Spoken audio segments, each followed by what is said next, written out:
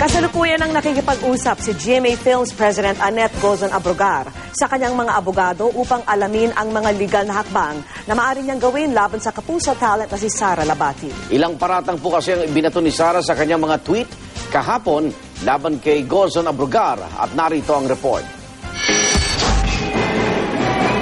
Nakikipag-usap na si GMA Films President Annette Gozon Abrogar sa kanyang mga abogado para sa aksyong legal na maaaring gawin laban kay Sara Labati dahil sa anyang mga kasinungalingan at malisyosong akusasyon sa Twitter post ng artista. Sa tweet kahapon ni Sara, sinabi niyang kinumbinsi raw siya ni Gozon Abrogar, anak ni GMA Chairman and CEO Atty. Felipe Gozon, na pumirma ng kontrata sa Icons Talent Management. Ayon kay Sara, may mga under-the-table deals daw ang kumpanya sa network. Reklamo rin niya, di raw patas ang pagtrato sa mga artista na hindi sumapi sa Icons.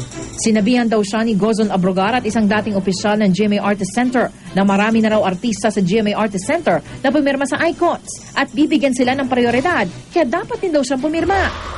Sagot ni Gozon Abrogar sa isang statement, naglalaman ng mga kasinungalingan at malisyosong akusasyon ang mga tweet ni Sara at hindi raw pwedeng gamitin para idepensa ang kanyang mga ginawa. Profesional, patas at matapat daw ang pagtrato ni Gozon Abrogar sa lahat ng mga artista, talent manager. Ang mga proyekto at programa ni Sara nitong 2012 ang magpapatunay na patas ang pagtrato sa kanya ng network. Kinonsulta na rin daw ni Gozon Abrogar ang kanyang mga abogado para sa mga legal na aksyon laban kay Sara. Iniimbestigahan ngayon ng GMA Network si Sara dahil sa paglabag umano sa kanyang kontrata dahil sa pag-obakasyon ng walang pahintulot at pag-walkout sa isang taping. Nauna na rin sinabi ng GMA Network na hindi otorisadong anumang referral sa Icons Talent Agency at inaaksyonan na ng network ang issue. Para sa saksi, Salima Refran, nag-uulat.